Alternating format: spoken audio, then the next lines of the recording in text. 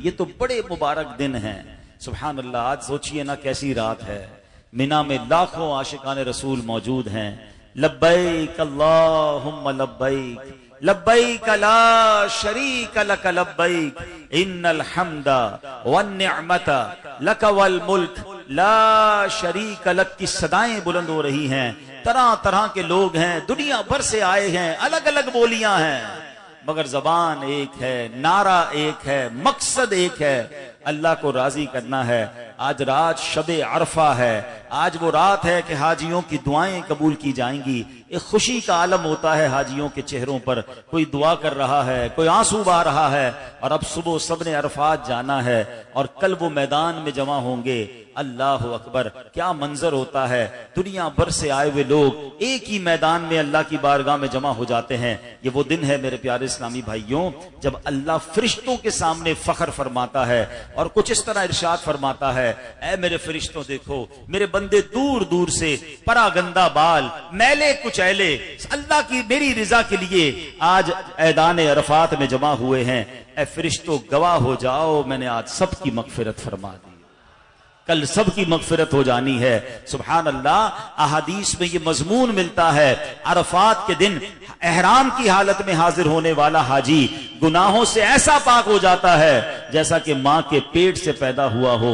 ये मगफिरत का सफर जारी है, ये रहमतों की बरसात जारी है। हम अल्लाह से दुआ करते हैं, ए अल्लाह, मिना यहां से बहुत दूर है, मक्का यहां से बहुत दूर है, हम भी उस मकाम से बड़े दूर हैं, मगर मौला दिल हमारे उन्हीं के साथ धड़क रहे हैं। ए रब्बे करीम, तेरी रहमत सिर्फ मिना के लिए मौकूफ नहीं है, तेरी रहमत का कोई किनारा नहीं है। ए अल्लाह, मिना वालों की भी बख्शिश फरमा दे, आज हमारी भी मगफिरत फरमा दे। तो ये मांगने की रातें हैं, ये पुकारने के दिन हैं। कल का दिन भी इबादत में गुजारें, फिर सुभान अल्लाह, जब इतवार का दिन हमारे यहाँ होगा तो हमारे यहाँ यौम अरफा होगा, तो अब जनाब यहाँ हो सके तो रोजा रखें और इसकी खूब बरकतें हासिल करें। हम अल्लाह से दुआ करते हैं, अल्लाह करीम तमाम हाजियों का हज कबूल फरमाए, और जो लोग कुर्बानी कर रहे हैं रब्बे करीम सबकी कुर्बानियां भी कबूल फरमाए। अब आज इंशाअल्लाह जो मैं जिस मौजू पे मैंने कुछ बातें अर्ज करनी है, तारीख इस्लाम की एक ऐसी हिस्टोरिकल पर्सनैलिटी, एक ऐसी अजीम हस्ती है कि जिनके वाकयात कुरान पाक में जा बजा मौजूद हैं, और आप ऐसी हस्ती हैं कि इन दिनों में बिलखुसूस उनका जिक्र बार बार करने को जी चाहता है। अगर आप हज को देखें, पहले आप जरा समझिए कि जो अशराए जुल्हिज्जा है, इसमें पूरी दुनिया में मुसलमान दो इस्लामी त्यौहार बड़ी शान शौकत से मनाते हैं, एक हज और एक कुर्बानी हैं। लाखों मुसलमान, पौने 200 मुल्कों से बताया जाता है, तकरीबन 180-90 मुल्कों से लोग मक्के पहुंचते हैं हज करने के लिए, और फिर दूसरा करोड़ों मुसलमान जो है वो कुर्बानी करते हैं। इन दोनों इस्लामी फरीजों में, इन दोनों इस्लामिक जो त्यौहार हैं, अगर हम इसको गौर से देखें तो इन दोनों में एक हस्ती का नाम बार बार कानों में गूंजता है, बार बार उनका जिक्र आता है, और वो कोई और नहीं, वो खलीलुल्लाह हजरत इब्राहिम अला नबी सलाम। याद रहे, आप इतनी मुबारक हस्ती हैं कि सरकार दो आलम सल्लल्लाहु अलैहि वसल्लम के बाद इस दुनिया में सबसे अफजल का अगर कोई हस्ती है तो वो हजरत इब्राहिम अलैहिस्सलाम है। आपको अबुल अंबिया कहा जाता है। आपके बाद जितने नबी आए आप सबके वालिद हैं। 4 बड़ी आसमानी किताबों में आपका जिक्र मौजूद है, बल्कि चारों मजाहिब में जो 4 आसमानी किताबों के जो मजाहिब थे, इन चारों में आपका अदब भी है, आपकी पैरवी भी है। इस कदर आपका बड़ा मकाम है। और हजरत इब्राहिम अलैहिस्सलाम की एक और शान बताऊं तो हमारी मोहब्बत और बढ़ जाती है कि प्यारे आका अलैहिस्सलाम से शक्लो सूरत में, नबी पाक के चेहरे की मुशाबहत में हजरत इब्राहिम अलैहिस्सलाम कितना करीब थे कि मेरे आका फरमाया करते, जिसको इब्राहिम अलैहिस्सलाम को देखना है वो मुझे देख ले। नबी पाक फरमाया करते थे। इस कदर बड़ा मर्तबा हजरत इब्राहिम अलैहिस्सलाम। और वाकयात कैसे, अल्लाह अकबर। मैं सच बताऊं, एक बयान में तो उनकी सीरत बयान नहीं हो सकती, इसको जरूर पढ़ें, इनकी सीरत को स्पेशली पढ़ें, इतना कुछ आपको सीखने को मिलेगा। अल्लाह अकबर, कितने अप एंड डाउन हैं, कितने पेचो खम है आपकी सीरत में, कितने सब्र है, कितना तवक्कुल है। अल्लाह पर भरोसा सीखना हो, रब के फैसलों पर यकीन सीखना हो, अल्लाह की रिजा पर राजी सीख कैसे रहना है, कुर्बानी देनी कैसे है। अल्लाह अकबर, हजरत इब्राहिम की सीरत से सीखने को मिलता है। मैं कोशिश करूंगा मुख्तसर वक्त में 2-3 वाकयात को कुछ समराइज करने की कोशिश करता हूं। आपकी उम्र है 18-20 साल। अच्छा, इस उम्र में जो नौजवान होता है नॉर्मली उसके जज्बात कैसे होते हैं, उसकी मैच्योरिटी लेवल क्या होता है आपको पता होता है। 18-20 साल बड़ी नॉर्मल सी एज होती है। मगर आप एक ऐसी वादी में, एक ऐसे गांव में रहते थे कि जहां के लोग बुत परस्ती करते थे, बुतों की पूजा करते थे। आपको भी बुलाते, आप कहते मैं बुतों को नहीं, मैं अल्लाह वहदहू ला शरीक को मानता। आप तौहीद के पैरोकार थे। वो बड़ा बुलाते, आप उन्हें मना करते। एक बार हर साल उनके गांव में, उनके विलेज में एक मेला होता था। उन्होंने कहा कि आप भी चले हमारे साथ। उन्होंने कहा नहीं, तुम उसमें शराब पीते हो, बुरे काम करते हो, मैं इन बुरे कामों में तुम्हारा साथ नहीं दूंगा। आप नहीं गए, सारे गांव वाले चले गए। आप अकेले थे तो आपने देखा कि देखूं तो सही, बुत खाने में करते क्या है। हजरत इब्राहिम अलैहिस्सलाम उस बुत खाने में चले गए। जाकर देखा तो अजीब अजीब तरह के बुत थे। आपको बड़ा गुस्सा आया कि ये अपने हाथों से बनाते हैं और खुद ही पूछते हैं। कुल्हाड़ा उठाया, किसी की कान काटा, किसी का पैर तोड़ा, किसी की आंख तोड़ दी, और जो सबसे बड़ा बुत था उसके कांधे पर कुल्हाड़ा रख के खुद बाहर आ गए। अब वो लोग जब वापस आए तो अपने बुत खाने में गए तो बड़े गैज़ो गजब में कि हमारे इन खुदाओं को किसने तोड़ दिया। तो लोगों ने कहा एक ही नौजवान है जो इनको मानता नहीं है, उसी ने किया होगा। हजरत इब्राहिम को बुलाया गया, कहा क्या आपने किया है? तो आपने कहा मुझसे क्यों पूछते हो, इससे पूछ लो जो सबसे बड़ा बुत है, इसी के कांधे पर कुल्हाड़ा पड़ा है, इसी से पूछ लो। तो वो लोग कहते हैं कि ये हमारे बुत बता नहीं सकते कि किसने तोड़ा है, ये नहीं बता सकते किसने तोड़ा, तुम बताओ तुमने किया है कि नहीं। सुभान अल्लाह। हजरत इब्राहिम अलैहिस्सलाम ने गोया एक पूरा डेमोन्स्ट्रेशन करके, एक पूरा अमली मुजाहिरा करके उन्हें समझाया। आप कहते उफ़्फ़िल लकुम, तुफ़ है तुम्हारी अक्लों पर कि अल्लाह को छोड़कर इनको पूछते हो जो ना बता सकते हैं ना अपना नुकसान रोक सकते हैं, रोक भी नहीं सकते कि कोई तोड़े और बता भी नहीं सकते किसने तोड़ा है। ऐसे खुदाओं को पूछते हो, वो भी अल्लाह को छोड़कर। अब अक्लमंद होते तो इतनी खूबसूरत दलील के बाद तो ईमान ले आते। मगर मसला यह है कि जिनके दिलों पर मोहर होना, उनके सामने आप वाज़े दलील रख दें फिर भी वो ईमान नहीं लाते, फिर भी वो बात नहीं मानते। ऐसे लोग आज भी मौजूद हैं। सारी कुरान और हदीस से दलीलें सामने रख दें, जिसको नहीं मानना उसने आज भी नहीं मानना। ये शुरू से मामला चला आ रहा है। तो बहरहाल अब क्या हुआ, उन जालिमों ने क्या किया, जब देखा कि इतना जबरदस्त जवाब दिया इन्होंने, तो दलील खत्म होती है ना। याद रखिएगा, जब कोई शख्स गाली देता है ना, वो जब देता है जब उसके पास दलील नहीं होती है। लड़ाई बंदा कब करता है, जब दलील खत्म हो जाती है। हजरत इब्राहिम ने दलील दी, उनके पास दलील ही नहीं थी। उन्होंने कहा पकड़ के इनको आप जला दो। मादअल्लाह, दलील से बात करने की बजाय लड़ना शुरू हो गए और अब आग जलाई गई। प्यारे इस्लामी भाइयों, आग कैसी थी? एक इंसान को जलाने के लिए चंद लकड़ियां रखकर आग जला देनी थी? नहीं, इतनी बड़ी आग लगाई गई कि वो एरिया नो फ्लाइंग जोन बन गया। परिंदे भी ऊपर से नहीं उड़ सकते थे, इतनी बड़ी आग।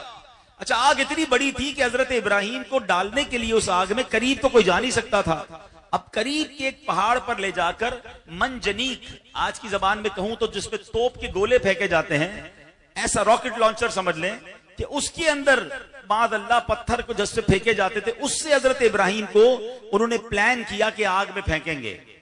और जब बिल्कुल तैयारी हो गई आग में डालने की, तो हजरत इब्राहिम अलैहिस्सलाम की बारगाह में बारिश का फरिश्ता आया। आकर कहता हुजूर हुक्म दें, अभी बारिश बरसाऊंगा, ये आग बुझ जानी है। आपने कहा मुझे तुम्हारी मदद की कोई हाजत नहीं है।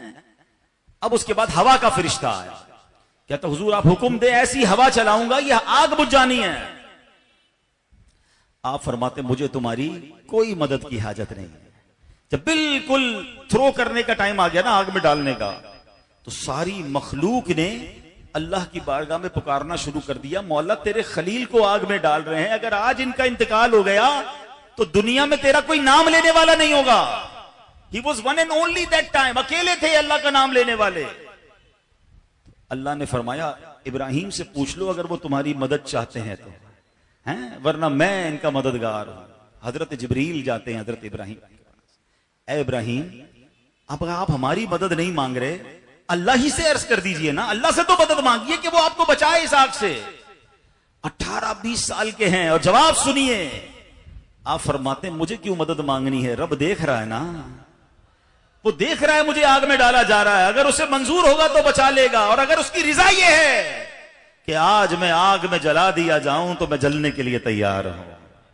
वो पंजाबी शायर कहते हैं ना, जे सोना मेरे दुख विच राजी, जे सोना मेरे दुख विच राजी, मैं सुख नू चुल्ले पावा हूं। वो कहते अगर मेरा रब मेरे दुख में राजी है तो मैंने फिर सुख को क्या करना। हजरत इब्राहिम की ये अदा बहुत कुछ सिखा रही है, हैं?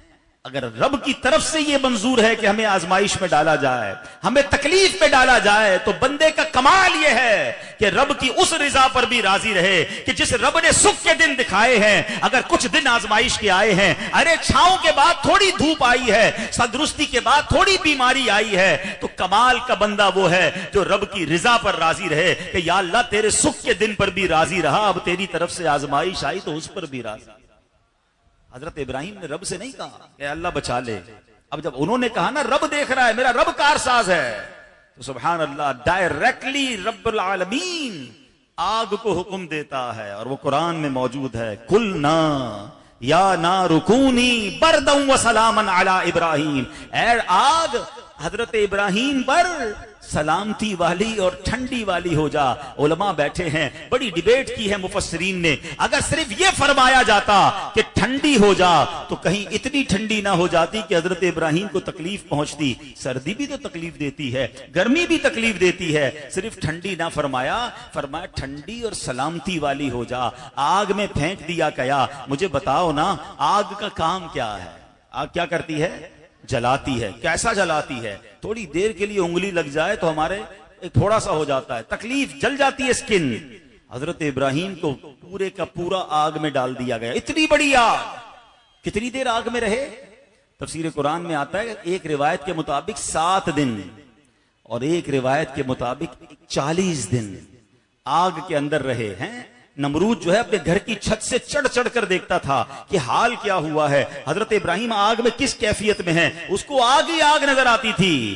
मगर जब हजरत इब्राहिम उस आग से बाहर आते हैं तो आपका बाल भी बीका नहीं हुआ होता है। आए हाय, ये कैसे मुमकिन है? लॉजिक क्या कह रही है? अकल कहती है आग में जाने के बाद बच ही नहीं सकता बंदा। मगर सुभान अल्लाह, रब ने अपनी कुदरत का नजारा दिखाया।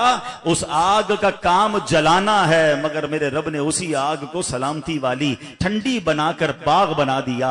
क्या खूबसूरत बात। शायर मशरिक कहते हैं ना, असल में इस पूरे वाक़े से जो सीखना है, मैं चूंकि ये वाकयात मुख्तसरन वर्ष करता चला जाऊंगा और मैं चाहता हूं कि उससे कुछ मैसेज भी लेते जाएं। तो पहला मैसेज ये लेना है कि बात यह है, अल्लाह पर भरोसा हो, अल्लाह पर यकीन हो, अल्लाह के फैसलों पर बंदा राजी तो फिर देखो कैसा कमाल होता है। शायर मशरिक कहते हैं, अगर आज भी हो इब्राहिम सा ईमान पैदा। सिर्फ एक कंडीशन बयान की है उन्होंने। ईमान कौन सा वाला चाहिए? हजरत इब्राहिम जैसा ईमान अगर आज मिल जाए ना, अगर आज भी हो इब्राहिम सा ईमान पैदा, आग कर सकती है अंदाज़े गुलिस्तां पैदा। आज भी तुम्हारी आग बाग बन जाएगी। अगर आप गमों की आग में हैं, आप बीमारियों की आग में हैं, आप परेशानियों की आग में हैं, बस हजरत इब्राहिम जैसा अल्लाह पर भरोसा ले आओ, अल्लाह इसी बाग को आग बना देगा। सुभान अल्लाह, ये बात सीखने को मिली। हम बहुत सारी चीजें लॉजिक से सोचते हैं, बहुत सारी चीजें अकल से सोचते हैं। नहीं जनाब, हर फैसला अकल से नहीं होता, हर फैसला दिमाग से नहीं होता। अरे अकल तो कहती थी इब्राहिम आग में जाओगे तो जल जाओगे, मगर सुभान अल्लाह, इश्क ने क्या फैसला किया। क्या खूबसूरत शेर कहते हैं शायर मशरिक, बेखतर कूद पड़ा आतिशे नमरूद में इश्क। ये जो छलांग लगाई गई ना, ये इश्क की तरफ से थी, अकल की तरफ से नहीं। बेखतर कूद पड़ा आतिशे नमरूद में इश्क। अकल थी महवे तमाशाए लबे बाम, अभी अकल तो अभी सोच ही रही थी, इश्क ने काम कर दिया। वो पंजाबी शायर कहते हैं ना, इश्क दे चल्ले ही नंबर ले गए, अकल मंदा एवं ही उमरा गालियां। ये इश्क वाले ही नंबर ले जाते हैं और कुछ अकल वाले सोचते ही रह जाते हैं। और आओ मैं हजरत इब्राहिम के इस वाक्य को जरा आज के जमाने के हिसाब से आपको समझा दूं। मैं अर्ज ये करना चाह रहा था, हम अपनी मुश्किलों को, अपनी परेशानियों को हम अपनी कैलकुलेशन से चेक करते हैं कि यार इतना कर्जा हो गया है, सारी जिंदगी भी कोशिश करूंगा, नौकरी कर करके भी ये कर्जा अदा नहीं होगा, हैं? इतनी बड़ी प्रॉब्लम आ गई है कुछ भी कर लूं ये हल नहीं होगी। डॉक्टर कह देते हैं ये बंदा नहीं बचेगा, बीमारी बड़ी है। हम कहते हैं डॉक्टरों ने मना कर दिया है, अब बीमारी से नहीं निकलूंगा, घर में इतनी बड़ी लड़ाई हो गई है, अब कभी भी सुलह नहीं हो सकती। मसला यह है अपनी प्रॉब्लम को देखकर अपने दिमाग से हम उसका नतीजा निकालते हैं, और जब नतीजे में डिजास्टर नजर आता है हम मायूसी की तरफ जाते हैं, हम डिप्रेशन की तरफ जाते हैं, और कुछ बेचारे खुदकुशी की तरफ चले जाते हैं। ऐसा कभी ना सोचना। ठीक है मुश्किल तुम्हारे लिए बड़ी है, ठीक है प्रॉब्लम तुम्हारे लिए बड़ी है, मगर याद रखना मेरे रब के लिए बड़ी नहीं है। इन्नल्लाह अला कुल्ली शैइन कदीर। प्रॉब्लम यह है हम कुरान नहीं पढ़ते। अरे एक वाकया थोड़ी है, ये रब चाहे तो इतनी बड़ी आग हजरत इब्राहिम के लिए गुलजार बन सकती है। अरे मेरा रब चाहे तो हजरत यूसुफ अलैहिस्सलाम को अंधेरे कुएं से निकालकर मिस्र का बादशाह बना सकता है। अरे वही रब है कि जो दरिया बंदों को डुबा देता है, और मेरा रब चाहे तो दरियाए नील जो है हजरत मूसा और उनके साथियों के लिए रास्ते बना देता है। और कमाल तो देखो उनके लिए रास्ते बनाता है और पीछे आने वाले फिरौन को उसी दरिया में गरक भी फरमा देता। भरोसा तो करो ना रब पर, हैं? हम उस रब के बंदे हैं। अकल यही कहती है कि नहीं होगा, मेरा रब चाहे तो सब मुमकिन है। तो ऐ काश हमें अल्लाह पर भरोसा नसीब हो जाए और मुश्किलों में अपने रब से हम अल्लाह की तरफ अपनी तवज्जो मजबूत रखें। दूसरा अजीम वाकया, कुर्बानियां भी कैसी दी हैं। हजरत इब्राहिम अलैहिस्सलाम की आजमाइशें देखो, 18 साल की उम्र में आग में डाल दिया गया। अब उसके बाद शादी के बाद आप दुआ कर रहे हैं, ए अल्लाह बेटा चाहिए। अच्छा आप हैं कौन? खलीलुल्लाह। जरा स्टेटस समझिएगा, मर्तबा समझिएगा, ठीक है। और आप दुआ कर रहे हैं या अल्लाह औलाद चाहिए, और औलाद मांगने के लिए दुआ क्या करते थे? इस्मा या ईल, इस्मा या ईल। इस्मा अरबी का लफ्ज है, इसके माना है सुन ले। ईल इब्रानी जबान का लफ्ज है, उसका माना है परवरदिगार, मेरे खुदा। माना यह बनता है ए अल्लाह मेरी सुन ले, ए अल्लाह मेरी सुन ले। आप दुआ कर रहे हैं, पता है कितने साल दुआ की है? हजरत इस्माइल कब मिले? 99 साल की उम्र में। हजरत इब्राहिम को 99 साल की उम्र में हजरत इस्माइल मिले। कितनी दुआएं की, अल्लाह के खलील होते हुए इतनी दुआएं, इतना टाइम लगा। सीखना है इससे। मैं और आप तो महीने 2 महीने में अल्लाह से नाराज हो जाते हैं। यार रमजान पूरा दुआ मांगी, मसला ही हल नहीं हुआ। इमाम साहब ने कहा था तहज्जुद की नमाज में आना, दुआ कबूल होगी। 12 दिन तहज्जुद पड़ी, फिर भी दुआ कबूल नहीं हुई। फिर किसी ने कहा मक्के जाओ, उधर जाके दुआ मांगना, उधर मांगी, फिर कबूल नहीं। 2-4 साल के बाद तो दुआ करना ही छोड़ देते हैं, और मादअल्लाह अल्लाह के बारे में अजीब अजीब बातें करना शुरू हो जाते हैं। मैं और आप हैं क्या? हमारी औकात क्या है? वो खलीलुल्लाह हैं और 99 साल की उम्र तक दुआ कर रहे हैं। जब जाके अल्लाह ने बेटा दिया, क्या सीखने को मिला? कि अल्लाह की रिजा पर राजी रहना है। एक बात समझ लो मेरे प्यारे इस्लामी भाइयों, हम क्यों यकीन नहीं करते कि अगर जो मांग रहा हूं नहीं मिल रहा वही मेरे लिए बेहतर है? हैं? मुझे बताएं ना, सबसे ज्यादा हमसे मोहब्बत कौन करता है? हमारी माँ, ठीक है। दुनिया में सबसे ज्यादा हमारी माँ मोहब्बत। मेरी माँ के दिल में ममता डालने वाला कौन है? मेरा रब। मेरे बाप के दिल में मेरी मोहब्बत डालने वाला कौन है? ये पता है कितना शानदार इंतजाम अल्लाह ने किया है, कभी सोचिएगा। अच्छा सिर्फ इंसानों के नहीं, जानवरों के माँ बाप के दिल में भी अल्लाह ने मोहब्बत डाली, और ये कितनी जरूरी है। आप इमेजिन करें जब हम पैदा होते हैं, कितना छोटा सा बच्चा होता है, ना खा सकता है, ना पी सकता है, ना हिल सकता है, कितनी जरूरत है उसको खिदमत की। आपको पता है इंसान के बच्चे को पैदा होते ही 2 खादिम चाहिए, राइट अवे। 2 खिदमतगार चाहिए, एक पैसों से खिदमत करने वाला और एक फिजिकली खिदमत करने वाला, जो उसको साफ भी करे, उसकी मालिश भी करे, उसके पैर भी दबाए, उसकी गंदगी भी साफ करे, उसको ग़िज़ाएं भी खिलाए।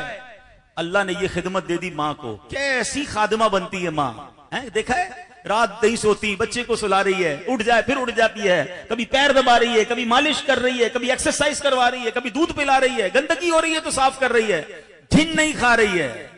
और एक बंदा, एक और खादिम चाहिए जो उसके तमाम खर्चे उठाए।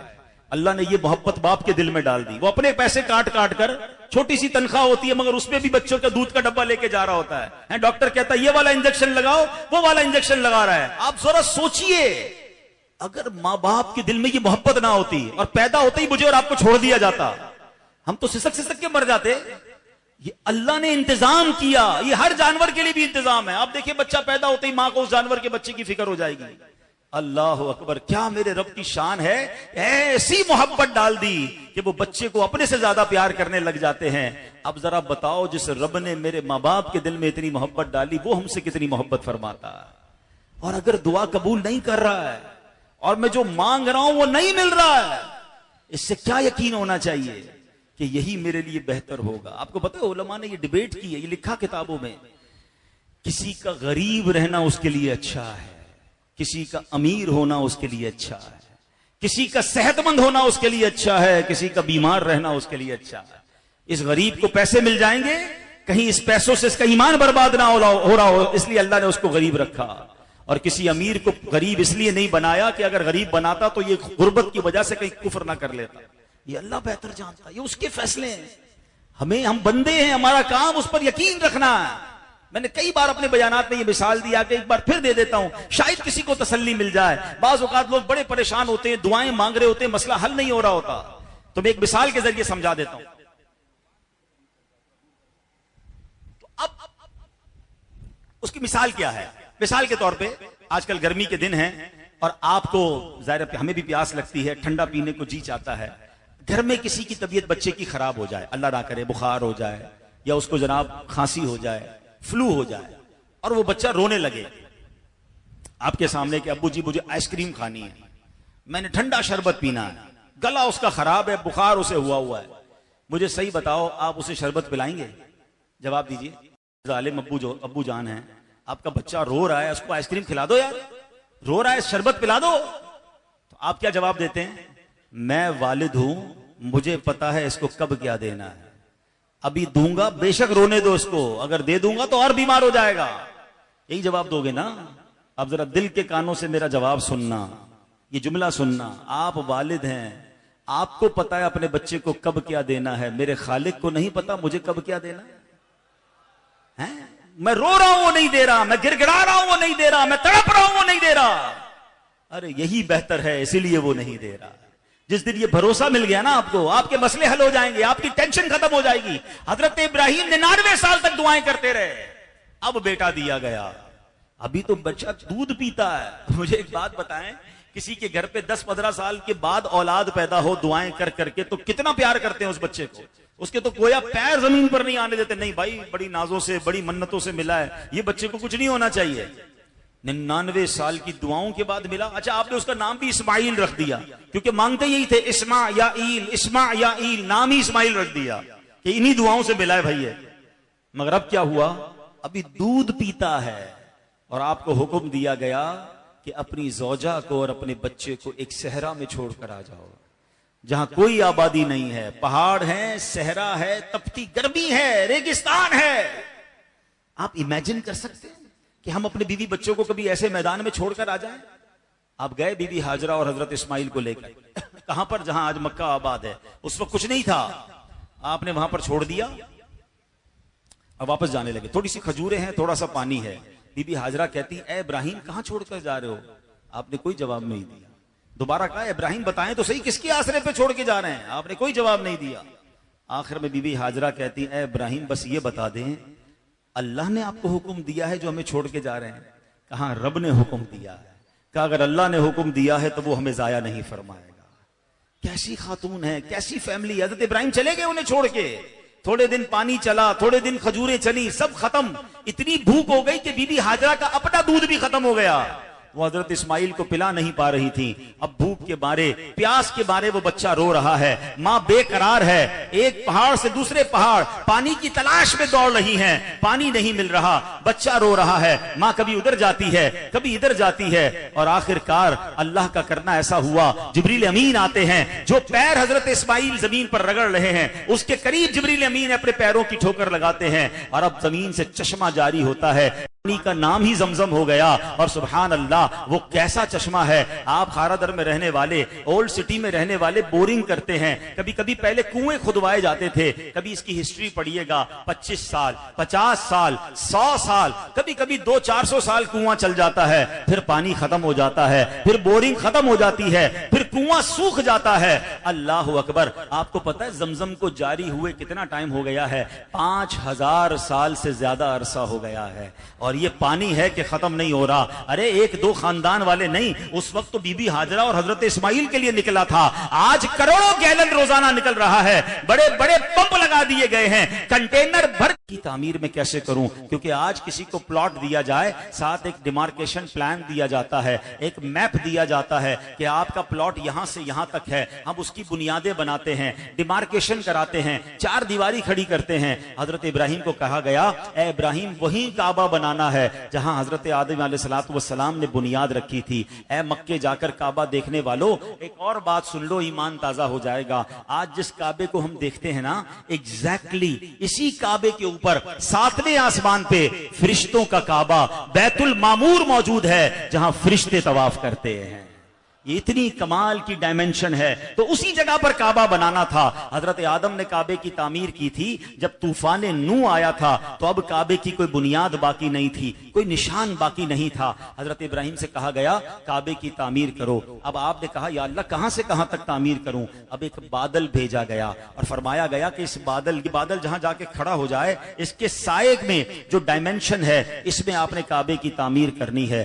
ऐसा ही हुआ, बादल आता है, उसके साए में हजरत इब्राहिम काबे की तामीर शुरू करते हैं। एक पत्थर जब वहां से उठाकर लाए जबल अबू कुबैस से, जिब्रील अमीन ने गाइड किया था कि ये जन्नत का पत्थर है। उसी पत्थर पे खड़े होकर हजरत इब्राहिम काबा तामीर करते रहे। ये पत्थर कौन सा है जिसको आज हम मकाम इब्राहिम कहते हैं? सुभान अल्लाह। आज भी आप काबे के पास जाएं तो उसकी दीवारें बड़ी ऊंची ऊंची नजर आती हैं। इतनी ऊंची तो बंदे का कद नहीं पहुंचता। बुखारी मस्जिद की ये छत डाली होगी तो मजदूरों ने हाथ से नहीं डाली होगी, इस पे लिफ्टर लगाया होगा, कोई क्रेन लगाई होगी, ऊंचा जाने के लिए कोई ना कोई सिस्टम बनाया होगा। तो ये काबे की इतनी ऊंची दीवार कैसे बना ली? तो सुभान अल्लाह करीम की शान देखें, हजरत इब्राहिम का मौजज़ा कैसा है। आज 5000 साल से ज्यादा अरसा हो गया है, मकाम इब्राहिम पर हजरत इब्राहिम के कदम के निशान आज भी वैसे ही मौजूद हैं। दुनिया के आसारे कदीमा वालों से पूछो, वो कहते हैं 700-800 हजार साल बाद बिल्डिंग टूट जाती है, खत्म हो जाती है, मखदूश हो जाती है। अरे यह तो 5000 साल से ज्यादा टाइम गुजर गया है।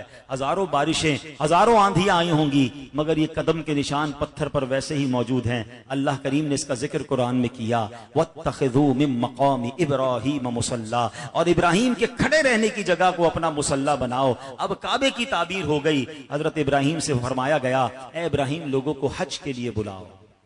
आपने कहा या अल्लाह मेरी आवाज लोगों तो कैसे पहुंचेगी? इरशाद हुआ, इब्राहिम तुम्हारा काम आवाज लगाना है, हमारा काम आवाज पहुंचाना है।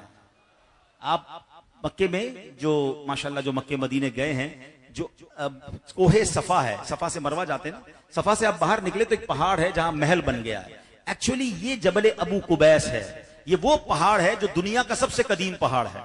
इसी पहाड़ पर हजर अस्वद था, इसी पहाड़ पर जिब्रील अमीन मकाम इब्राहिम रखकर आए थे जब तूफान नूह आया था। अब हजरत इब्राहिम उसी पहाड़ पर चढ़ गए और आपने वहां जाकर लोगों को आवाज लगाई कि ए लोगों, अल्लाह के घर की तरफ आओ, हज के लिए आओ। आज मैं यहां बुखारी मस्जिद में बैठा हूं, आपने सामने कैमरा लगा दिया है, इंटरनेट से उसको कनेक्ट कर दिया है, पता नहीं कहां कहां दुनिया में आवाज जा रही होगी। उस वक्त तो ये सिस्टम नहीं था, मगर रूहानी नेट कैसा था, रूहानी सिस्टम कैसा था। हजरत इब्राहिम की उस आवाज लगाने की देर थी, वो आवाज दुनिया भर में ट्रांसमिट कर दी गई। पूरी दुनिया में लोगों ने सुनी, और सिर्फ इंसानों ने नहीं सुनी, फरिश्तों ने आवाज सुनी, जिन्नात ने आवाज सुनी।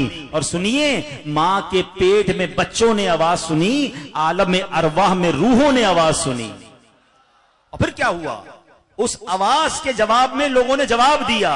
उस वक्त लब्बैक पढ़ी गई, लब्बैक अल्लाहुम्मा लब्बैक, लब्बैक ला शरीक लक लब्बैक, इन्नल हम्दा वन निअमता लक वल मुल्क ला शरीक लक। अब क्या हुआ? मुफस्सिरीन कहते हैं उस वक्त, आज से कमोबेश 5000 साल पहले, हजरत इब्राहिम की उस निदा पर, उस सदा पर, जिसने एक बार लब्बैक कहा था वो एक बार हज करेगा, जिसने 2 बार लब्बैक कहा वो 2 बार हज करेगा, जिसने जितनी बार लब्बैक कहा वो उतनी बार हज करेगा। ए हाजियों, तुम्हें मुबारक हो जिन्होंने हज किया है कि हजारों साल पहले आपकी रूह ने हजरत इब्राहिम की आवाज पर लब्बैक कहा था, इसलिए अल्लाह ने आपको हज नसीब फरमाया। ऐसी शख्सियत है हजरत इब्राहिम। कैसी कुर्बानी कि अपने बेटे को और अपनी जोजा को वहां छोड़ा है। अब आओ, ये बेटा अब 7 साल का होता है। ये बेटा अब 7 साल और एक रिवायत के मुताबिक 13 साल, कितनी छोटी उम्र है। ख्वाब में अब हजरत इब्राहिम एक ख्वाब देखते हैं। आज 8वीं शब है ना, है 8वीं ही शब थी, सुभान अल्लाह, आज ही की शब थी। हजरत इब्राहिम ने ख्वाब देखा कि अपने बेटे को आपने ज़िबाह करना है। हजरत इब्राहिम खड़े होते, जब बेदार हुए तो सोच विचार करने लगे कि ये अल्लाह की तरफ से हुक्म है या नहीं है। इसलिए 8 जुल्हिज्जा को यौम तरविया कहा जाता है। तरविया के माना है सोच विचार का दिन। अगला दिन हुआ तो 9वीं रात को फिर ख्वाब देखा। कोई कहने वाला कह रहा है कि ऐ इब्राहिम अपने बेटे को ज़िबा करो। आप समझ गए ये अल्लाह की तरफ से हुक्म है, ये ऑर्डर अल्लाह की तरफ से है, पहचान गए। इसलिए 9 जुल्हिज्जा को यौमे अरफा कहा जाता है। ट्राई टू इमेजिन, ये वही बेटा है जो 99 साल की दुआओं के बाद मिला है और 7 साल उम्र है। कितना प्यार होगा। बेटे को तैयार करवाया और लेकर जाने लगे। अब बताओ शैतान मरदूद कब ये बर्दाश्त करेगा कि इतनी बड़ी नेकी हो जाए, अल्लाह के इतने बड़े हुक्म पर अमल हो जाए।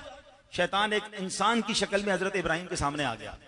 कहता है इब्राहिम कहां चले? कहा बेटे को लेकर जा रहा हूं। कहा पता है मुझे आप ज़िबा करने ले जा रहे हैं। शैतान कहता है मुझे मालूम है आप बेटे को ज़िबा करने ले जा रहे हैं। हजरत इब्राहिम ने बड़ा कहते हैं ट्विस्टेड जवाब दिया, लॉजिकली जवाब दिया। क्या कभी बाप बेटे को ज़िबा करता है? तो कहा मुझे पता है आपको रब का हुक्म है।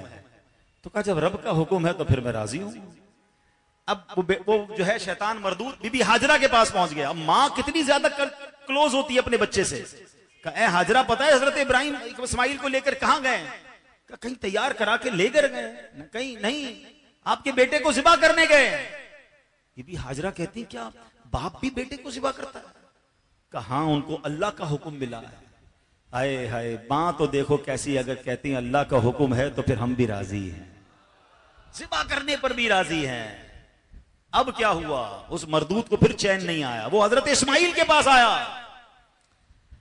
कहता है इस्माइल पता है तुम्हारे बाबा कहां ले जा रहे हैं? कहा कहीं तैयार करके ले जा रहे हैं। कहा नहीं तुम्हें ज़िबा करेंगे। उन्होंने भी कहा मेरे बाबा मुझे क्यों ज़िबा करेंगे? कहा उन्हें अल्लाह का हुक्म मिला है। कहा अगर रब का हुक्म है तो फिर मैं भी राजी हूं। अच्छा, अब हजरत इब्राहिम के सामने जब शैतान आया तो फरिश्तों ने कहा कि इब्राहिम खलीलुल्लाह कंकर मारे इसे। आपने एक मकाम पर उसे कंकर मारे, फिर आगे गए दोबारा कहा फिर कंकर मारे आपने, फिर कंकर मारे और आगे गए कहा फिर कंकर मारे आपने, फिर पत्थर मारे। ये एग्जैक्टली वही मकामात थे जहां 3 जमरे हाजी जहां रमी करते हैं। अल्लाह अकबर।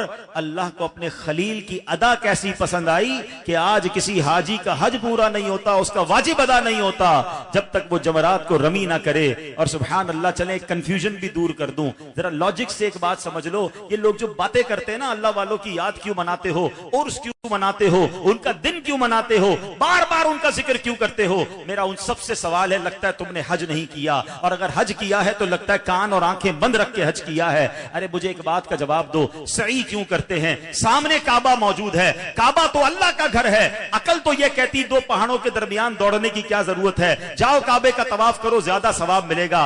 नहीं नहीं, अल्लाह ने मां की, बीबी हाजरा की अदा को ऐसा बाकी रखा कि जब तक सई ना करोगे ना तुम्हारा उम्रा कंप्लीट होगा, ना हज कंप्लीट होगा। सुभान अल्लाह। बीबी हाजरा कौन है? अल्लाह की वलिया है ना। अल्लाह ने अपनी वलिया की याद को बाकी रखा ताकि जब भी सफा मरवा करो उनकी याद आए। अरे अकल ये कहती है अब तो शैतान नहीं है, अब तो एक दीवार है, सारे हाजी क्यों उस पर पत्थर मारते हैं? अरे अब तो शैतान नहीं है। अल्लाह को खलीलुल्लाह की अदा ऐसी पसंद आई कि सारे हाजियों को इस काम पे लगाया कि जब जब रमी करें मेरे खलील की याद को ताजा करें। अरे हज तो है ही सारा अल्लाह वालों की याद, किस किस याद की बात करूं? मिना के मैदान में क्यों रहते हैं नबी पाक ने रातें गुजारी? अरफात के मैदान में क्यों जाते हैं? अल्लाह के हबीब ने वहां वकूफ अरफा किया तो अल्लाह वालों की याद, उसके हबीब की याद में हम हज करते हैं। तो पता चला कि अगर हम अपने वतन में रहकर भी अल्लाह वालों की याद मनाएं तो इसमें कोई हरज नहीं है। ये तो हज का पूरा सफर हमें सिखा रहा है। तो बहरहाल मेरे प्यारे इस्लामी भाइयों, अब चले हजरत इब्राहिम आगे ले गए। अब कमाल ये हुआ, अब तक तो शैतान बता रहा था ना, अब हजरत इब्राहिम ने खुद ही अपने बेटे से सवाल कर लिया। ये कॉन्वर्सेशन, ये बातचीत जो बाप बेटे में होती है, ये कुरान मजीद में मौजूद है। हजरत इब्राहिम हजरत इस्माइल से फरमाते हैं या बुनैया, इन्नी अरा फिल मनामी अन्नी अज़बहुका फंजुर माज़ा तरा। ऐ मेरे बेटे, मैंने ख्वाब में देखा है कि मैं तुझे ज़िबा कर रहा हूं, अब तू देख तेरी क्या राय है। आपने एक मशवरा एक बच्चे से पूछ रहे हैं, हालांकि आपको मालूम है कि ये बच्चा भी अल्लाह की रिजा पर राजी है, मगर सवाब में इजाफा करना। क्या शानदार बेटा है, 7 साल की उम्र में नहीं कहता बाबा जान क्यों ज़िबा करोगे, मेरा कसूर क्या है। बेटा क्या कहता है, या अबत इफ़अल मा तुअमर, ऐ मेरे बाबा जान कीजिए आप जिसका आपको रब ने हुक्म दिया है। सतजिदूनी इंशाअल्लाहु मिनस साबिरीन, आप खुदा ने चाहा तो करीब है कि आप मुझे सब्र करने वाला पाएंगे। फिर वो बेटा पता है क्या कहता है, हज़रत इस्माइल कहते हैं बाबा जान एक काम कर लें, मुझे जरा सही तरीके से रस्सी से बांध दीजिएगा, क्योंकि मैं कहीं ज्यादा हिलूंगा तो मेरे कपड़ों से खून के छींटे आप पर गिर जाएंगे। बाबा जान जरा छुरी को तेज कर लीजिएगा ताकि ज़िबा करते वक्त मुझे कम से कम तकलीफ हो। अच्छा एक और काम कीजिएगा कि मुझे चेहरे के बल लिटा दीजिएगा, क्योंकि आप मेरा चेहरा देख नहीं सकेंगे, उल्टा लिटा के मुझे ज़िबा कर दीजिएगा। और ज़िबा करने के बाद जो मेरा लिबास है वो मेरी मां को दे दीजिएगा, तो उनको थोड़ी सी तसल्ली हो जाएगी। ऐसा ही हुआ। कभी क्या इस आसमान ने ये मंजर देखा होगा कि बाप बेटे को रस्सियों से बांध रहा है, आपने बांध दिया, आपने छुरी भी तेज कर ली, बेटे को उल्टा भी लिटा दिया और अल्लाह का नाम लेकर बेटे को ज़िबाह भी कर दिया, छुरी भी फिरा दी। हजरत इब्राहिम ने अपना काम कर लिया था, याद रखिए। हैं, छुरी का काम क्या है, काटना है, मगर रब चाहे तो फिर छुरी नहीं काटती। आग का काम क्या था, जलाना था ना, रब ने चाहा तो नहीं जलाया ना। यही तो समझाना चाह रहा हूं। अकल कहती है ये हो जाएगा, ये नुकसान हो जाएगा, ये मुश्किल हो जाएगी। अकल कह रही है ना रब चाहेगा तो नहीं होगा, और ऐसा ही हुआ। छुरी फिरा दी मगर छुरी ने काटा नहीं। क्यों, रब ने जिब्रील अमीन को भेजा है, जिब्रील जाओ जन्नत से मेंढा लेकर। अब जन्नती मेंढा लेकर जिब्रील अमीन आते हैं। चले ये भी बता दो, इसकी भी तारीख बड़ी प्यारी है। मेंढा कौन सा था जन्नत में जो ये मेंढा लेकर आए ना जिब्रील अमीन, हजरत इस्माइल के फिदिये के तौर पर। जिन्होंने थोड़ा सा कुरान पढ़ा है या माशाल्लाह यहाँ बयानात में आए होंगे, हजरत आदम का वाकया जिन्होंने पढ़ा या सुना होगा, 2 बेटे थे काबिल और हाबिल, ठीक है। उनका प्रॉब्लम था, वो तवील वाकया है। दोनों ने कुर्बानी पेश की थी अल्लाह की बारगाह में। हाबिल गेहूं लाया था, काबिल गेहूं लाया था, और हाबिल एक मेंढा लाए थे। हाबिल की कुर्बानी कबूल कर ली गई, आग आती थी आसमान से और जो कुर्बानी होती उसे ले जाती थी।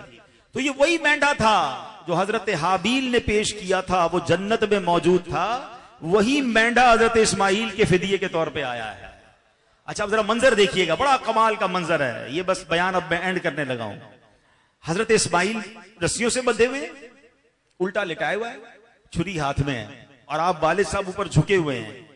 जिब्रील अमीन आसमान से आ रहे हैं और आवाज लगा रहे हैं अल्लाहु अकबर अल्लाहु अकबर। हजरत इब्राहिम ने ऊपर देखा, जिब्रील अमीन आसमान से मेंढा लेकर आ रहे हैं। आप समझ गए मेरी आजमाइश का वक्त पूरा हो गया है। आपने क्या कहा, अल्लाहु ला इलाहा इल्लल्लाहु अल्लाहु अकबर। हजरत इस्माइल जो नीचे लेटे हुए थे वो समझ गए कि लगता है आजमाइश और इम्तिहान पूरा हो गया। कहते हैं अल्लाहु अकबर वलिल्लाहिल हम्द। ऐ मेरे प्यारे इस्लाम भाई जरा गौर कीजिए, ये कमाल की तस्बीह है जो आप और मैं तकबीर पढ़ते हैं ईद के दिनों में। हम तो ऐसे ही चलते चलते पढ़ लेते हैं। जरा सिनेरियो समझिएगा और इस तस्बीह की अहमियत समझिए कि पहले अल्फाज निकले हैं हजरत जिब्राइल की जबान से, दरमियान के अल्फाज निकले हैं हजरत इब्राहिम की आवाज से, उनकी जबान मुबारक से, और आखिरी अल्फाज निकले हैं हजरत इस्माइल की जबान से। अरे इससे मुबारक तस्बीह कौन सी होगी, और किस हालत में यह पढ़ी गई है, कितने बड़े इम्तिहान से सुरखरू होकर पढ़ी गई है। अल्लाह उस मुबारक तस्बीह की बरकत से हमारी तकबीरात को कबूल फरमाए। अब इस तसव्वुर में डूबकर सब मिलकर बाआवाज़ बुलंद पढ़ें, अल्लाहु अकबर अल्लाहु अकबर ला इलाहा इल्लल्लाह वल्लाहु अकबर अल्लाहु अकबर वलिल्लाहिल हम्द अल्लाहु अकबर अल्लाहु अकबर ला इलाहा इल्लल्लाह वल्लाहु अकबर अल्लाहु अकबर वलिल्लाहिल हम्द। मिलकर अल्लाहु अकबर अल्लाह ला इलाहा इल्लल्लाह वल्लाहु अकबर अल्लाहु अकबर हाय हाय हाय, ये थी कुर्बानी। सोचो तो सही, मुझे और आपको कभी एक बार कह दिया जाए कि कम से कम जिंदगी में एक बार अपना अपना एक एक बच्चा ज़िबा करना है, क्या बनता हमारा? कितनी आसानी है हम पर, है? पैसे हैं, निसाब है तो कुर्बानी। गरीब पर तो कुर्बानी भी नहीं है, साहिब निसाब पर कुर्बानी है ना। जिसके पास हाजत असलिया के अलावा अपने कर्जे वगैरह निकाल कर 52.5 तोला चांदी या उसके मुसावी रकम है, चले ये भी समझ लो 1,47,000 आज का निसाब पता चला। जिसके पास 1,47,000 रुपए हो या उसका इतना सामान हो जो उसकी जरूरत के अलावा हो, या सोना हो या चांदी हो या कैश हो, तो अब इतनी उसके पास मालियत है तो अब उस पर कुर्बानी वाजिब है, वरना तो नहीं है। अगर इतनी है तो फिर करें। अच्छा, इतनी पैसे हैं मगर अभी हाथ में नहीं है तो फिर तो कर्जा लेकर भी करनी होगी, ठीक है। आप पर साहिब निसाब आप है तो सिर्फ आप पर ही कुर्बानी है, सब बच्चों की नहीं है। हाँ, अगर आपको अल्लाह ने ज्यादा दिया तो फिर आप बच्चों की भी करें, घर वालों की भी करें, अच्छी बात है। जिनको अल्लाह ने नवाजा है वो नाबालिग बच्चों की भी करें। लेकिन कितना आसानी है, कुर्बानी करो, ज़िबाह करो, गोश्त बांटो और खुद भी खा जाओ। हमें तो पता ही नहीं कि वो कितनी बड़ी आजमाइश थी, वो कितनी बड़ी कुर्बानी थी। हमने तो आजकल कुर्बानी को फेस्टिवल बनाया हुआ है, लोग जानवर लेकर घूम रहे हैं, बच्चे घूम रहे हैं, पिक्चर्स, वीडियोस, बारबेक्यू पार्टी की तैयारियां, सब प्लान है। डीप फ्रीजर सुना रेट बढ़ जाते हैं, कोयले और पता नहीं क्या क्या चीजें बढ़ गई होंगी, हंटर बीफ वाले तैयार बैठे होंगे, कसाब छुरियां तेज कर रहे होंगे, एवरीबडी इज रेडी। मगर किसी को याद है ये किसकी याद है, ये हुआ क्या था, ये वाकया क्या था, ये कुर्बानी कितनी बड़ी थी। खुदारा खुद भी सुने, अपने बच्चों को भी सुनाएं, ताकि हजरत इब्राहिम, हजरत इस्माइल और फिर सबसे बढ़कर अल्लाह के हुक्म से मोहब्बत बढ़े। इस्लाम ऐसे नहीं फैला है। हमें भी तैयार रहना है कि वक्त पड़े तो अपना माल कुर्बान करें, वक्त पड़े तो अपना वक्त कुर्बान करें, और अल्लाह वो दिन लाए जब इस्लाम के जरूरत हो तो अपनी जान भी कुर्बान करें। ये यूं इस्लाम फैला है ना, और हम जनाब बड़े मौज मस्ती में रहते हैं। हजरत इब्राहिम, हजरत इस्माइल की ये सीरत हमें बताती है कि किस तरह आजमाइशों के बाद अल्लाह का कैसा कुर्ब उन्होंने पाया। तो ये सुन्नत इब्राहिमी जरूर अदा करें। और सुभान अल्लाह, इसके हम एक दुआ भी पढ़ते हैं। अच्छा, इसमें कुर्बानी में एक और 2-3 मसाइल भी हैं। बिल्कुल बेहतरीन जानवर करना चाहिए, अल्लाह ने दिया है तो सबसे बेहतरीन जानवर कुर्बान करें, मगर अल्लाह की रिजा के लिए करें ना, दिखावे के लिए नहीं, वाह वाह के लिए नहीं कि जनाब मैं इतना पैसे वाला तो देखो मेरे जानवर कितने कीमती और मैं इतना बड़ा सखी हूं, नहीं, फिर तो सवाब भी नहीं मिलेगा। कुर्बानी के वक्त दुआ क्या पढ़ते हैं? इन्ना सलाती व नुसुकी व महयाया व ममाती लिल्लाहि रब्बिल आलमीन। क्या प्यारी दुआ है। अल्लाह करे मैं और आप इस दुआ के मिस्ताक बन जाएं। बेशक मेरी नमाज, मेरी कुर्बानी, मेरी जिंदगी और मेरी मौत, ये सब मेरे रब के लिए। इन्ना सलाती व नुसुकी व महयाया व ममाती लिल्लाहि रब्बिल आलमीन। बन जाओ ना ऐसे, अल्लाह के लिए कुर्बानी करे ना, दिखावे के लिए नहीं। और जब कुर्बान करे तो उस वक्त भी अल्लाह की बारगाह में काश आंसू हो कि अल्लाह कबूल फरमा ले। और सवाब कैसा है, आए हाय, कुर्बानी करने वालों खुश दिली से करना। सरकार दो आलम सल्लल्लाहु अलैहि वसल्लम की 1-2 हदीसें आपको सुना दूं ताकि आपको मजीद अपनी कुर्बानी से प्यार भी हो जाए और ये सवाब भी हासिल करें। सरकार दो आलम अलैहिस्सलाम फरमाते हैं, कुर्बानी करने वाले को कुर्बानी के जानवर के हर बाल के बदले में एक नेकी मिलती है। जितने बाल है उतनी नेकियां मिलेंगी। बीबी फातिमा को नबी पाक ने फरमाया, ए फातिमा, अपनी कुर्बानी के पास मौजूद रहो, क्योंकि इसके खून का पहला कतरा गिरेगा तुम्हारे सारे गुनाह मुआफ कर दिए जाएंगे। ये तो गुनाह माफ करवाने के लिए आया है। हाय हाय, प्यार करें। अच्छा, फिर एक और जगह प्यारे आका फरमाते हैं कि जिसने खुश दिली के साथ तलब सवाब के लिए कुर्बानी की, वो आतिशे जहन्नम से रोक हो जाएगी, जहन्नम और उसके दरमियान रोक हो जाएगी। तो मेरे प्यारे इस्लामी भाइयों, जिसने अभी तक कुर्बानी का प्लान नहीं किया, अगर साहिब इस्तिताअत है तो कुर्बानी जरूर करें, ये पुल सिरात की सवारियां बनेंगी। अच्छा, यहां पर कुछ लोगों के पेट में दर्द शुरू हो जाता है, चले उनका भी छोटा सा इलाज कर दें आखिर में। यार ये इतने करोड़ों रुपए कुर्बानी में लगा देते हैं, किसी गरीब का भला कर दें, कुछ गरीबों की मदद कर दें, अरबों रुपए जनाब हज पे खर्च करते हैं, किसी गरीब का भला कर दें। मुझे एक बात, अच्छा फिर इस पे हमारे भी लोग भोले भाले हैं ना, वो भी बोलते हैं यार कुछ इमाम साहब से पूछे तो सही बात क्या है। मुझे एक बात बताएं, आप क्यों इनकी बातों में आ जाते हैं? कभी आपने सुना यार 31 दिसंबर को न्यू ईयर नाइट में इतनी आतिशबाजी होती है, करोड़ों रुपए की, इतने फंक्शन होते हैं, इसके बदले किसी गरीब की शादी कर दें। हैं फला क्रिकेट मैच की ओपनिंग सेरेमनी नहीं होनी चाहिए, इसके बदले जनाब किसी गरीब का भला कर दें। आप कभी भी नहीं सुनोगे। नया आईफोन आया है, इतने लाखों करोड़ों रुपए के आईफोन बिक रहे हैं, यार इसकी बजाय ये गरीबों का भला कर दें, कभी भी नहीं सुनेंगे आप।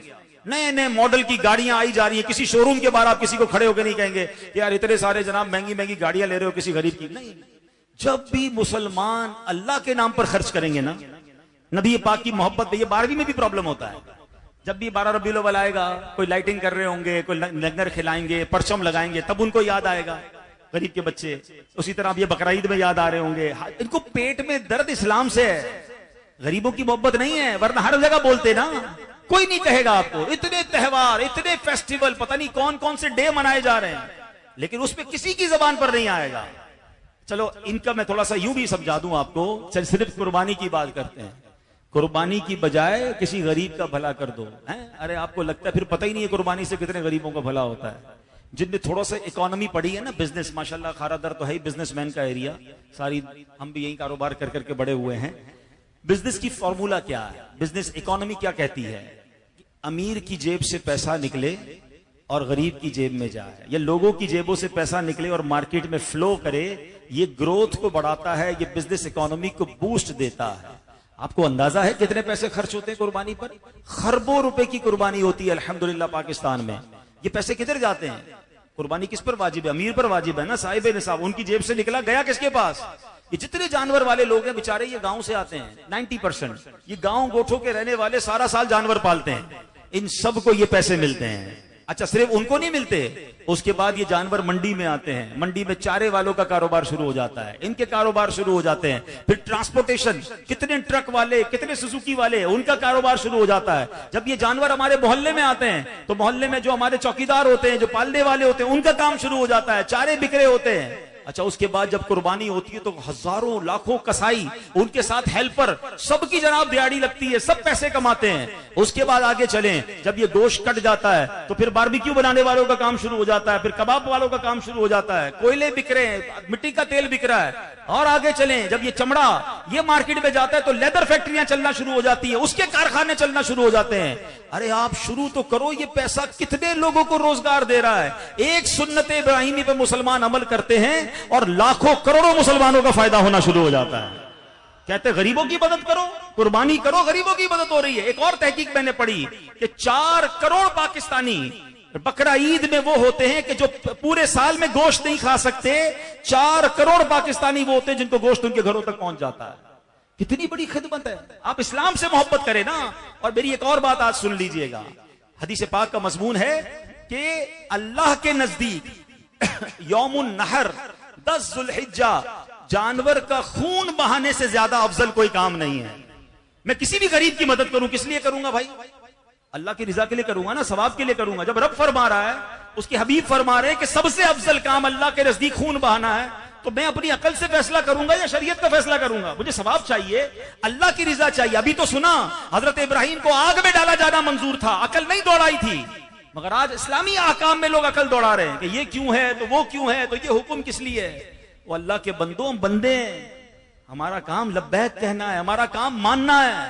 तो जब भी शरीयत का हुक्म आए, हमें अकल से नहीं इश्क से और दिल से फैसला करना है। और जब शरीयत का हुक्म आ जाए तो उस पर लब्बैक कहना है। फिर देखें इंशाअल्लाह आप पर कैसे रहमो करम के दरवाजे खुलते हैं। तो कुर्बानी कीजिए, खुश दिली से कीजिए, और अल्लाह की रहमत से हर इस्लामी त्योहार में लाखों करोड़ों गरीब मुसलमानों का फायदा होता है। इंशाअल्लाह मदनी चैनल पर 3 दिन नशरियात होंगी, तो इंशाअल्लाह वहां मेरा एक टॉपिक भी है, आप मौका मिले तो दूसरी ईद को देखिएगा। 4 बजे हम लाइव प्रोग्राम करेंगे। उसमें मेरा मौजू यह है इस्लामी त्योहार और उसके इक्तिसादी फायदे, ताकि जरा इनको अच्छा सा जवाब दें कि अल्लाह की रहमत से जब भी इस्लाम के त्योहारों पर अमल किया जाता है उसके अल्हम्दुलिल्लाह उम्मत को फायदे ही होते हैं। तो इंशाअल्लाह उस पर भी हम बात करेंगे। और आखिरी मेरी अर्ज है, इस मस्जिद का साथ दें, इसकी तामीर में बढ़ चढ़कर हिस्सा लें। माशाअल्लाह जैसे मुझसे पहले इमाम साहब ने बताया कि यहाँ दावत इस्लामी का मदरसतुल मदीना भी और तावीज़ात अत्तारिया का बस्ता और दर्सो बयान का सिलसिला भी होता है। और माशाअल्लाह यहाँ दारुल इफ्ता अहले सुन्नत मौजूद था। फैसल भाई से मेरी बात भी हुई है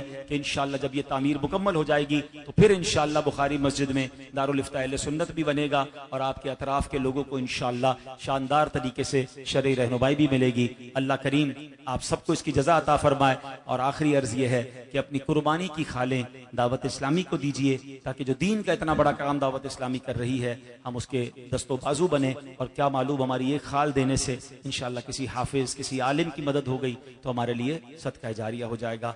अल्लाह पाक अमल करने की तौफीक अता फरमाए। कुर्बानी करने के बाद एक एहतियात भी कर लें भाई, लाखों रुपए का जानवर कुर्बान करते हैं तो चंद 100 रुपए खर्च करके उसकी सफाई भी करवा लें। गोश्त और बाकी सारी चीजें लेके घर में चले गए और उसकी जनाब खून और सारी आलाइश रोड पे छोड़ दी। इतनी शदीद गर्मी पड़ रही है, चंद घंटों में वो आलाइश बदबू बन जाएगी, बैक्टीरिया बन जाएंगे, जरासीम बन जाएंगे। इतनी खूबसूरत हमारा त्यौहार है मगर गलियों में कई कई दिन तक बदबू आ रही होती है। जब आप 2-4 लाख रुपए की गाय कुर्बान कर सकते हैं, इतना बड़ा जानवर कुर्बान कर सकते हैं, 500 रुपए देकर सफाई भी करवा लो ना भाई। तो मेहरबानी करके इस बार ये वतन हमारा है, ये गलियां भी हमारी हैं, हम सिर्फ अपने घर को साफ करने का क्यों सोचते हैं? सारे काम गवर्नमेंट ने करने वाले नहीं होते। मैंने तो दुनिया में कहीं भी रोड पे कुर्बानी होती नहीं देखी, ये सिर्फ हमारे यहाँ होती है। तो चलिए जब हमें इजाजत है रोड पर कुर्बानी करने की तो फिर सफाई भी तो करें ना। ये हमारे मोहल्ले, हमने यहीं रहना है। ऊपर घर में रह रहे हैं, नीचे मक्खियां हो रही है तो बीमार तो हमने ऊपर होना है ना, बच्चों ने बीमार होना है। तो सब मिलकर इलाके वाले, आप माशाल्लाह जानवर पालते हैं तो वो क्या वो संभालने वालों को भी तो पैसे देते ही है ना, वो जो पूरा बाड़ा सा बना लेते हैं गलियों में। तो उसी तरह सब मिलकर उसी पूरी गली को सफाई करने का भी किसी को ठेका दे दें कि भाई कुर्बानी खत्म हो तो फिर इंशाल्लाह सब सफाई हो जाए। तो इंशाल्लाह इसका भी ख्याल रखें।